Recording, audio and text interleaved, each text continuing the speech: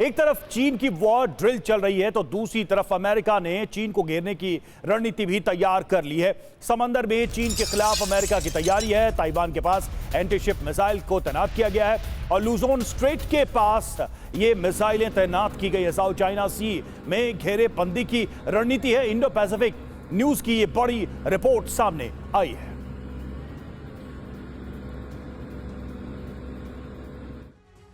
तो देखिए चीन के खिलाफ कैसे चक्रव्यूह रचा जा रहा है। आइए अब आपको यह बताते हैं। अमेरिका ने ताइवान के पास एंटी शिप मिसाइलें तैनात कर दी हैं।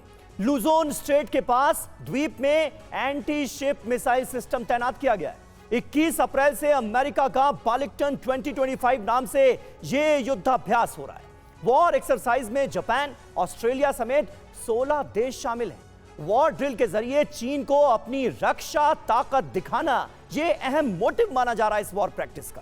चीन की नेवी लुजोन स्ट्रेट से ही समंदर में आती जाती है। तो यह अहम खबर सामने आई है और हमारे साथ तमाम खास मेहमान इस वक्त मौजूद हैं। मनीष, चीन और ताइवान को लेकर इस वक्त जो टेंशन है और उसमें जो अमेरिका का रोल है, इसे आज की तारीख में कैसे एनालाइज किया जाए? कुछ यहां पर समीकरण बदलते हुए नजर आते हैं क्या?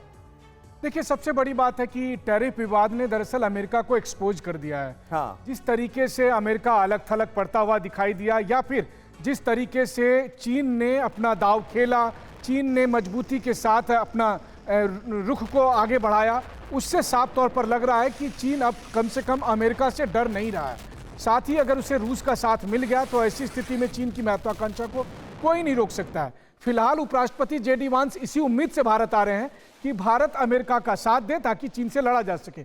लेकिन अगर चीन को नहीं घेराबंदी की गई तो सबसे पहला जो फॉल आउट होगा वो ताइवान पर होगा, और ये बात ताइवान को भी पता है। क्योंकि देखिए, एक तो सीधी सी अंडरस्टैंडिंग लगती है तीन महाशक्तियों के बीच में कि रूस को यूक्रेन और यूरोप का प्रभाव मिल जाए, अमेरिका को ईरान मिल जाए ताकि पश्चिमी एशिया पर इजरायल और अमेरिका का प्रभुत्व फिर से कायम हो जाए, और चीन को ताइवान मिल जाए, ऐसी संभावना बताई जा रही है। बहुत से रणनीतिकार ऐसी बातें करते हैं, इसलिए ताइवान पर सबसे बड़ा खतरा है। लेकिन याद रखिए, ताइवान पर खतरा का मतलब है कि अगला नंबर फिर भारत का होगा, इसलिए भारत को सोच समझकर चलना होगा चीन के साथ। ठीक है, और अमेरिका के लिहाज से देखें तो भारत कई दृष्टि से एक बेहतर पार्टनर अमेरिका का है और आने वाले समय में हो सकता है। लेकिन अमिताभ सर, एक पुराना प्रश्न मैं वापस ला रहा हूं डिस्कशन में। जब ओपन ट्रेड की बात की गई और जो WTO ने भारत जैसे तमाम देशों पर काफी दबाव बनाया था फ्री ट्रेड के लिए, अब देखिए स्थिति बदल गई है, परिस्थितियां बदल गई। तब भी और अब भी चाइनीज गुड्स डंपिंग की जो पॉलिसी थी उसको लेकर सारे देश डरे हुए रहते थे। भारत और अमेरिका में आज भी ये चर्चा हो रही है, क्या अमेरिका की ये एक हिडन दूसरी इकोनॉमी को डिस्ट्रॉय करने की पॉलिसी का कोई काउंटर बना सकते हैं भारत अमेरिका? इस विजिट से कुछ उम्मीदें हैं, क्योंकि ट्रंप ने भी चाइनीज प्रोडक्ट के मास लेवल पर उनके देश में घुसने को लेकर हमेशा चिंता जताई है। देखिए, चाइना हमेशा से लो कॉस्ट, लो लेबर इनपुट और वास्ट नंबर्स में ये गुड्स बनाता है और पूरे दुनिया को एक्सपोर्ट करता है। हम अभी भी चाइना से उस लेवल पे compete नहीं कर सकते, क्योंकि भारतीय माल जो है अभी भी 15 से 20% वो ज़्यादा महंगा है चाइनीज़ माल के इनपुट से, मतलब लेबर कॉस्ट इनपुट से।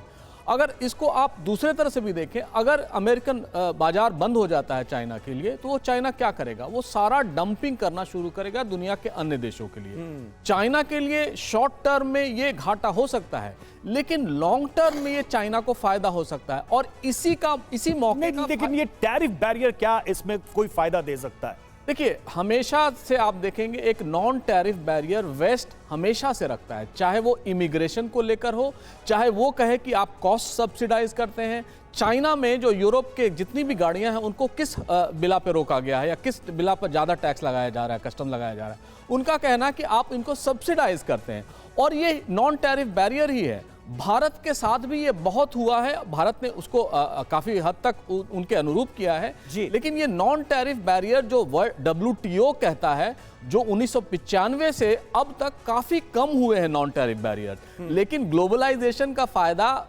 अमेरिका को लगता है या डेवलप्ड वर्ल्ड को लगता है कि भारत और चीन और इंडोनेशिया जैसे राज्यों को ही मिला है। अब वो ग्लोबलाइजेशन को रिवर्स करने की बात कर रहे हैं कि जिसमें ज्यादा से ज्यादा टैरिफ बैरियर लगा के उनके मालों को रोका जा सके। ठीक है सर।